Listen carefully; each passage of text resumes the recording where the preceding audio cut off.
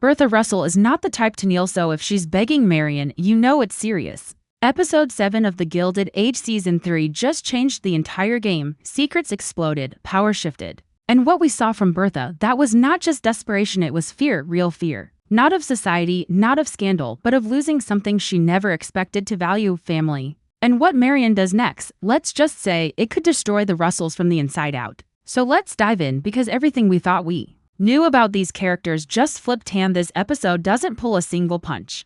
Bertha Russell has always played the long game. She's built herself from outsider to society queen, clawing for every inch of approval with a smile made of steel. But in episode 7, for the first time, we see her break. And it all starts with Marion. After the heartbreaking letter Marion left for Larry, you'd think that chapter was closed, but it wasn't.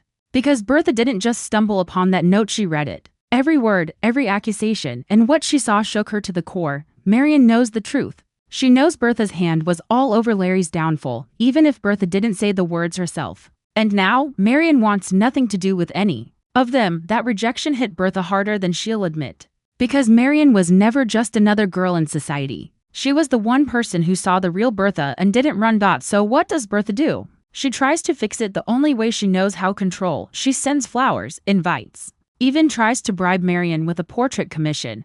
But Marion isn't interested in gifts. She wants honesty. She wants Bertha to admit what she did, and that's when it happens. In the middle of what should have been another power play, Bertha drops the act. No tricks, no strategy, just pure emotion. She begs Marion to forgive her, to talk to Larry, to come back into the fold. She doesn't say it, but you can feel it. She's not just trying to fix the damage, she's scared of what happens if she doesn't. Meanwhile, Larry is spiraling. The copper deal in Arizona was supposed to be his victory lap, the moment he finally proved himself. Instead, he came home to silence and heartbreak. Marion's gone, his mother is dodging questions. And George, he's knee-deep in a financial mess that keeps getting worse. Larry's feeling betrayed, not just by Marion, but by everyone around him. And now that he suspects Bertha was involved in sabotaging his relationship, it's game over. The one thing he thought he could control, love, was taken from him. So when Bertha tries to talk to him, it's cold, distant, almost like he's talking to a stranger. George, on the other hand, has his own fire to put out. The damage from Clay's betrayal is deeper than we thought. Not only did the leaked information destroy investor confidence, but it also opened the door for JP Morgan to tighten his grip. George is no longer a player, he's a pawn, and that realization, it's killing him. He built his empire with his bare hands, and now it's being torn apart by whispers and headlines. But instead of playing it safe, George goes nuclear. He calls out JP Morgan publicly, accusing him of collusion. It's bold, it's reckless, and it might be exactly what he needs. Or it could be the thing that takes him down for good. Back at the Van Rijn house, things aren't quiet either. Agnes has been watching everything unfold with that sharp eye of hers. She saw Jack leave, she saw the way Marion walked out with her head held high, and now she's turning that judgment inward. For once, she questions whether she pushed too hard, whether all her rules and expectations built a cage around the people she loves. It's subtle, but there's a crack in her armor. And Ada notices their conversations are shifting, less about propriety, more about people. There's even a moment where Agnes says, maybe the world isn't changing, maybe it already changed. And we're the ones catching up. That line? It says everything. The old guard is crumbling. The new world is here. Peggy, meanwhile, continues to fight for space in a society that doesn't know where to place her. Her relationship with William is growing stronger, but Elizabeth is tightening the screws. After learning more about Peggy's past, she wastes no time making it clear she doesn't approve. Not because of who Peggy is now, but because of what she's been through. And that right there is the problem. Elizabeth sees the past as a stain, but Peggy, she sees it as strength. She tells William, I won't erase myself to be accepted. And that's the moment William finally steps up. He tells his mother to back off, that he's made his choice. It's quiet, it's respectful, but it's firm. And you can see it in Peggy's eyes. This is a man she can finally trust. But just as things start to settle, the final few minutes of episode 7 hit like a train. Oscar, still reeling from John's death, gets a visit from a lawyer. John left him everything. His estate, his fortune, his properties. It's overwhelming, and with it comes responsibility. Oscar now has the power to shape his future on his terms. But it also means he has to deal with the rumors. Whispers are already swirling about the nature of their relationship, and in this society, one wrong word can ruin everything. He's at a crossroads. Take the money and disappear? Or stand tall and fight for the life he's finally ready to live. As the credits roll, Bertha's voice echoes in the background, reading a letter. It's addressed to Marion. and it ends with a single line that says it all: if I've lost you, then all the rest means nothing. This isn't just a power struggle anymore, it's personal. And the fallout is just beginning. The fallout from Bertha's emotional plea to Marian doesn't just linger, it spreads. Because once Bertha shows her hand, it opens the floodgates. Everyone around her starts to question the rules they've been living by for Marian. The moment is heavy. She's never seen Bertha like that, raw, unguarded, almost human, but the damage is deep. Marian's been manipulated before, first by Mr. Rakes, now by Larry's silence, and possibly Bertha's interference. So when Bertha asks for forgiveness, Marian doesn't answer right away. She walks away. And that silence, that's louder than any rejection she could have voiced. Bertha is left stunned. For someone who's always had the last word, that kind of response is jarring, and it gets worse because word starts to spread. Not about the apology itself, but about Bertha's desperation. It slips from a staff member to a socialite. And by the time it reaches Aurora Fane, it's a twisted tale about Bertha begging her son's ex-fiancé to come back. The vultures of society catch the scent of blood, and suddenly, the Russells are no longer just powerful, they're vulnerable. Bertha's carefully built image of strength starts to show cracks. And people notice. Meanwhile, Larry is still unpacking the letter Marian left him. He reads it again and again. As if one more read will change what it says. He knows he lied. He knows he broke something fragile. But what hurts the most is the thought that Marian might never give him a chance to fix it. And when Bertha tries to talk to him about it again, hoping he'll back her efforts to make peace, he shuts her down cold. You don't get to fix this, he tells her. You already broke it. That line cuts deep, because for once, Bertha doesn't have a response. She's out of moves. And you can see it on her face. She's losing both of them. In the middle of all this emotional chaos, George is waging war in his own way after his public accusations against J.P. Morgan. There's a ripple effect in the financial world. Some backers step away out of fear, but others, they're intrigued. George has always been a builder, but now he's playing the game like a disruptor. And that energy attracts a new ally, one of Morgan's former associates, now turned rival. He reaches out to George with an offer, a silent partnership that could pump fresh capital into George's failing infrastructure projects. It's risky, it's under the table, but George is desperate enough to consider it. And what's more, he doesn't tell Bertha. That secrecy between them, once unthinkable, is now becoming a pattern. Back at the Van Rijn house, Ada is going through a quiet transformation of her own. With Jack gone and the household dynamic shifting, Ada starts to find her voice. She tells Agnes she's thinking about investing in a charity, one that helps women start businesses. Agnes scoffs at first, but Ada doesn't back down. I've spent my life doing what was expected, she says. Maybe it's time I do what I believe in. That moment feels small, but it's not, because Ada has always been the background voice. Now she's stepping forward. Agnes, for her part, is trying to keep control of a world that's slipping through her fingers. Her judgments no longer land the way they used to. Her expectations are no longer gospel, and in a rare moment of vulnerability, she visits the church alone. She doesn't pray. She just sits, silent, still, and in that quiet space, you realize she's mourning something, to not a person, but an era. The one where everything made sense to her. Meanwhile, Peggy is walking into her biggest challenge yet. After the suffrage event she helped organize drew major attention, both good and bad. She's become a quiet figure of controversy. Some in the Black community see her as a trailblazer. Others, like Elizabeth, still see her as a threat to tradition, and the divide is growing. At a dinner hosted by William's colleagues, Peggy is introduced as the writer. But when one guest makes a snide comment about her politics, she doesn't hold back. She shuts him down with calm precision, stating, "If your comfort depends on my silence, you should find another seat." The room freezes. William smiles, proud. But Elizabeth, she's fuming. Later that night, Elizabeth corners William. She insists Peggy's too outspoken, too modern, too much, and William finally reaches his breaking point. He says, "You don't get to decide who I love, you only get to decide whether you're part of my life once I do." That lands like a thunderclap. Elizabeth doesn't respond, but the damage is done. William draws a line in the sand, and this time, there's no going back. And just when things couldn't feel more tense, Oscar receives news that shifts everything again. John's death wasn't just a freak accident. The carriage driver gone, vanished, no witnesses, no trail, and now rumors are swirling that John was about to go public with something that would have shattered reputations, the inheritance, the silence. The timing, it all points to something bigger. Oscar begins to wonder if John's death wasn't just tragic, it was arranged, and if that's true, then Oscar is sitting on a ticking bomb, one that could explode his newfound future before it even begins. Back at the Russell house, Bertha stands at the window alone, watching the city move without her. For once, she's not in control.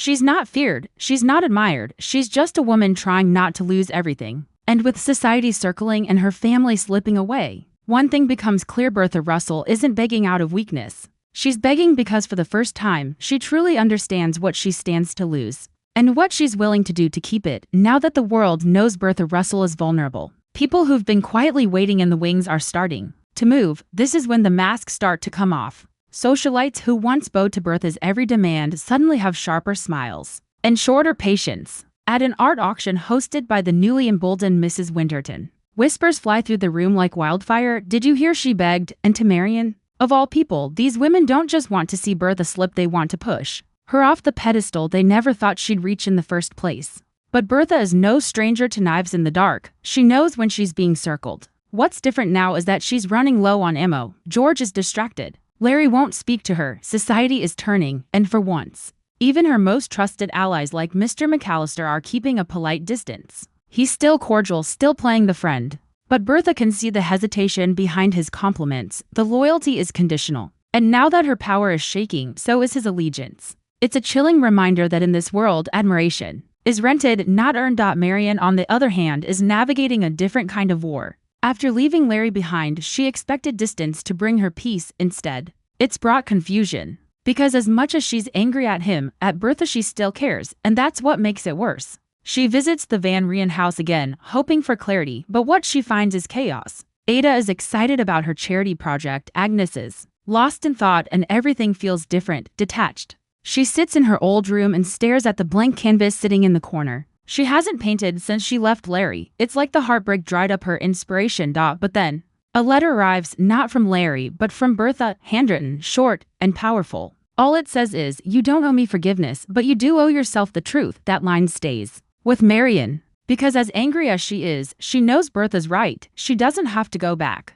But if she walks away without facing Larry one last time, she'll carry that question forever. Did she run too soon, or was the betrayal worse than she let on? Meanwhile, Larry is falling into a darker headspace. With his copper deal barely holding together and his personal life wrecked, he starts to question his place in the Russell empire. Was it ever really his, or was he just another pawn in his mother's social climb? His conversations with George are cold, almost clinical. George is too consumed with saving the company to notice that his son is drifting. And when Larry suggests pulling out of the Arizona deal to regroup, George snaps, "We don't have time for hesitation. Either you're in or you're gone." The line stings. Larry leaves without saying a word. Peggy, on the other hand, is finding new fire. After the confrontation with William's mother, she decides it's time to stop reacting and start leading. She pitches a series of articles to the Globe, not just about suffrage, but about intersectionality, about the specific struggles of Black women in a white feminist movement.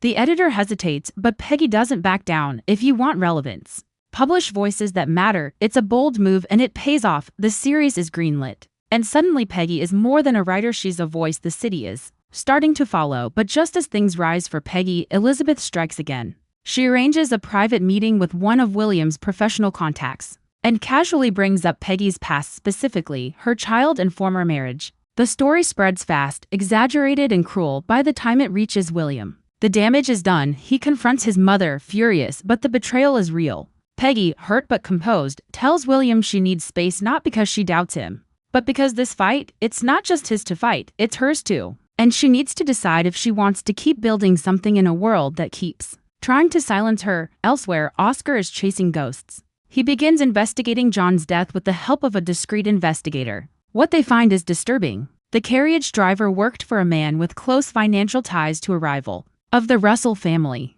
The money trail is thin, but it's there, and when Oscar confronts the man directly, he gets nothing but threats. "Dig any deeper and you might end up the same way." That moment changes something in Oscar. He realizes John didn't just die, he was silenced. And if John really did leave everything to Oscar, then maybe the inheritance wasn't a gift, maybe it was a mission. Meanwhile, George's secret partnership begins to unravel. His new ally leaks information to the press, claims that George is preparing a corporate raid on Morgan's empire. It's partly true, but the leak wasn't George's idea. Now he's caught in a web of lies he didn't spin, and the financial world sees him as a reckless gambler. Investors flee, the stock dips again, and for the first time in years, George Russell sees real fear in the eyes of his board. He needs Bertha, he needs her power, her finesse, her social reach, but when he goes to her, she's quiet, cold. You didn't tell me, she says, so why should I fight for you? This is where it all begins to fracture. The Russells, once untouchable, are surrounded by landmines. George is losing his empire. Bertha is losing her grip. Larry is questioning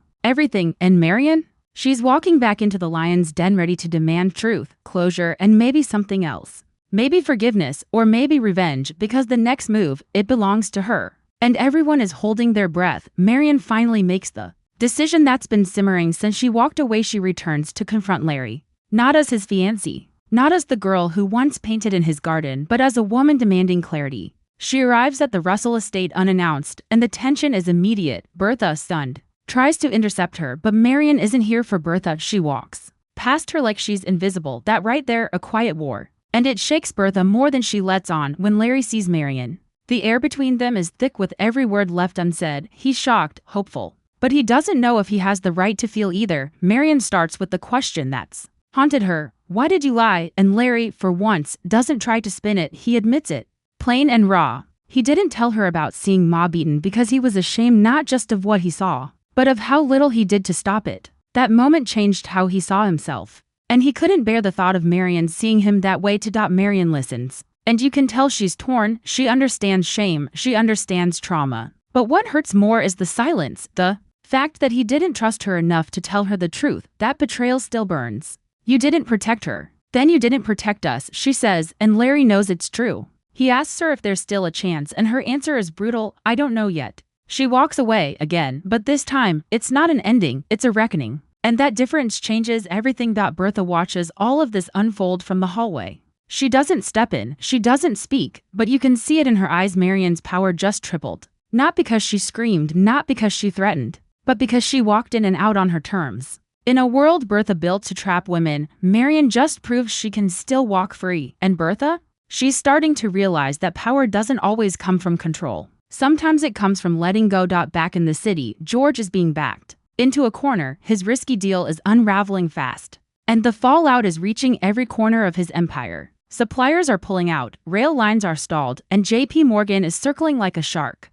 There's even talk of a hostile takeover. George, for all his business genius, is now facing a reality where he could lose everything, and yet he refuses to bend. He tells Bertha, I built this with fire. I won't drown in someone else's water. It's a poetic line, but it doesn't calm her. Because Bertha knows better than anyone, pride doesn't keep the lights on. In a desperate move, George reaches out to Clay. Yes, the same Clay who betrayed him. He invites him to a private meeting and asks the unthinkable, help me. Clay, smug and self-assured, doesn't say yes. But he also doesn't say no. He knows George is bleeding. And he wants to see how much he's willing to lose before he'll bleed out in front of the world. The power dynamic has flipped, and George knows it. Peggy, meanwhile, faces her own storm. Her groundbreaking article series is out and the city is buzzing. Some are calling her brave. Others call her dangerous. And the divide is loud. At a public forum on women's rights, Peggy is invited to speak. She delivers a powerful message about truth, dignity, and the weight of being silenced.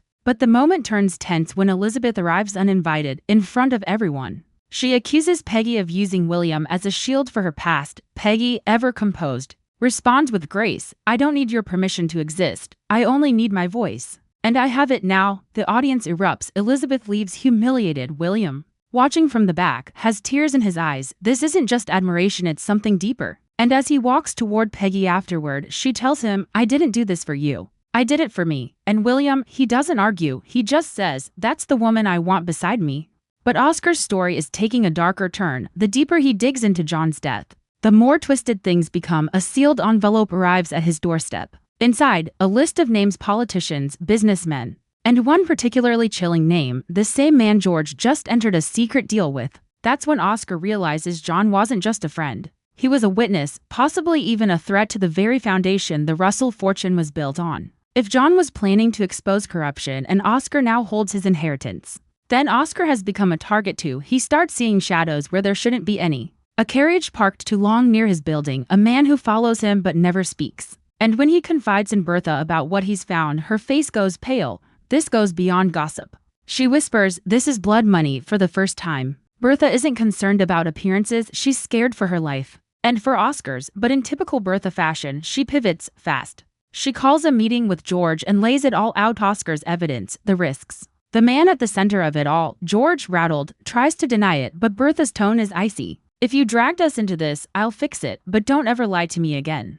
That moment is terrifyingly calm, because when Bertha is quiet, she's at her most dangerous. That night, Bertha returns to her desk and begins writing letters. Not invitations, not threats, but warnings to allies, to enemies, to anyone who still holds power. She's building something behind the curtain and no one knows what it is, but you can feel it. Bertha Russell may be cornered, but she's not finished. Not by a long shot. Bertha's always been strategic, but now, she's a woman backed into a corner, and that's when she's at her most lethal. The warning letters she sent out, they start landing like thunderclaps across New York society. Carefully worded, no direct threats. But the message is clear. Bertha Russell knows who's been whispering, who's been moving behind her back, and if she goes down, she's taking people with her. Suddenly, the women who were laughing at her just days ago are canceling luncheons, postponing events, and reaching out with awkwardly polite invitations. The ones who counted her out are realizing something dangerous. Bertha might be bleeding. But she's not dead, and then she makes her boldest move yet.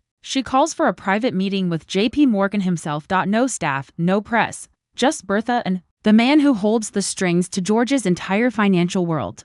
Morgan doesn't expect her, he expects George, but when Bertha shows up in George's place, it rattles him. She doesn't plead, she doesn't bow, she negotiates, calm, clear, sharp as glass. She lays out the reality. George is being set up. Someone is feeding false leads to the press, and if this continues, Morgan's empire will be tied to a public scandal that could make waves far beyond Wall Street. Morgan, amused at first, stops smiling when Bertha lays the real card on the table. She shows him Oscar's list, the same names connected to the man George partnered with. And at the top of that list, a client of Morgan's. That changes everything. Because Bertha just did what George couldn't. She turned information into leverage. Morgan doesn't give her an answer, but she can tell he's rattled, and that's all she needs. She leaves the meeting with her head high, knowing full well she's just shifted the power back into her hands. Meanwhile, George is still in the dark. He thinks he's on his last breath financially, unaware that Bertha is behind the scenes stitching together the deal that might save him. But his pride is cracking.